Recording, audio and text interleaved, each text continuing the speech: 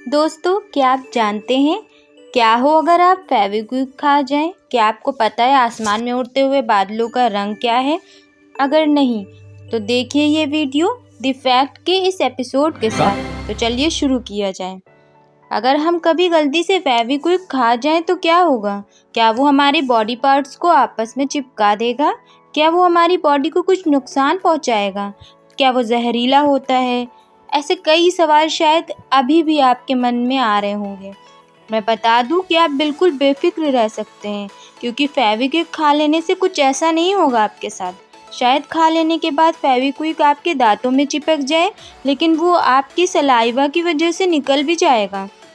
और तो और उससे आप अगर निगल भी जाएं तो ये ग्लू आपकी बॉडी में नहीं चिपकेगा, क्योंकि हमारे ब्लड में एक ऐसा केमिकल रहता है जो उसे चिपकने नहीं देता। और फेविक्विक को बनाने में यूज़ होने वाला साइनोएक्रिलेट ग्लू कई दवाओं में यूज़ किया जाता है। तो आप निश्चिंत रहिए कि आपके शरीर को कोई भी नुकसान नहीं पहुंचाएगा फेविक्विक। लेकिन इसका ये मतलब नहीं कि आप भूख लगने पर, कुछ न मिलने पर फेविक्विक ही खाना शुरू कर दें। अगर आपसे पूछा जाए कि आसमान में जो बादल दिखते हैं उसका रंग क्या है, तो आप शायद बोलेंगे कि सफ़ेद या फिर काला। लेकिन दरअसल बादल यानी कि क्लाउड का कोई रंग नहीं होता, क्योंकि ये पानी से भरा है जिसका खुद का कोई कलर ही नहीं होता। तो फिर बादलों का कलर हमें सफ़ेद या काला कैसे दिखता है? वैसे सिर्फ सफ़ेद या काला नहीं, बादल कई रंगों में दिखता है। और ऐसा होता है सूरज के कारण। सूरज की रोशनी बादलों पर अलग अलग एंगल से पड़ने के कारण बादल का रंग अलग अलग किस्म का लगता है। तो यही वजह है कि बादल हमें कलरफुल दिखाई देते हैं। दोस्तों, आपकी तबीयत तो कभी न कभी ख़राब हुई ही होगी, चाहे वो सर दर्द हो या ज़ुकाम हो, या चाहे पेट दर्द हो या एलर्जी। ऐसी कई बीमारियां हैं जिससे गुजरना पड़ता है हमें, और बीमारी हो तो दवाई ज़रूरी ही है। लेकिन क्या आपने कभी सोचा है कि कई टैबलेट्स में एक ऐसी सीधी लाइन रहती है और कई में वो नहीं रहती है? तो क्या होता है उस लाइन का मतलब? क्या ये लाइन सिर्फ डिज़ाइन के लिए बनी होती है, या इसके पीछे कोई साइंटिफिक एक्सप्लेनेशन मौजूद है? तो पहले आप ये जान लीजिए कि इस लाइन को कहते क्या हैं। इस लाइन को बोलते हैं डिबोज लाइन। ये लाइन आप सारी दवाओं में नहीं देखेंगे, क्योंकि ये गिनी चुनी दवाइयों में ही रहती है। अब सवाल ये आता है कि गिनी चुनी दवाइयों में ही ऐसा क्यों है?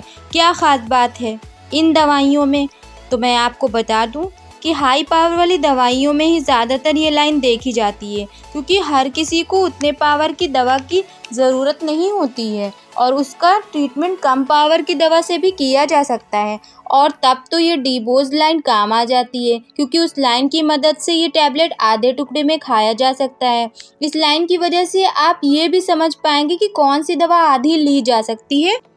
एग्जाम्पल के तौर पर, अगर डॉक्टर आपको 50 mg की कोई दवा लिख रहे हैं और मेडिकल पर 100 mg की दवा ही मिल रही है, तो आपको देखना होगा कि क्या उस दवा पर डिबोज लाइन है या फिर नहीं।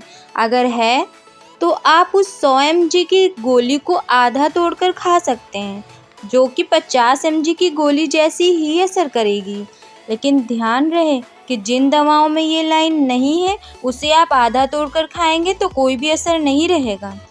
अगर आपको ये वीडियो अच्छा लगा हो तो एक लाइक ज़रूर कीजिएगा, और हमारे चैनल को सब्सक्राइब करना बिल्कुल भी मत भूलिएगा। बने रहिए हमारे हर एपिसोड के साथ। Bye bye.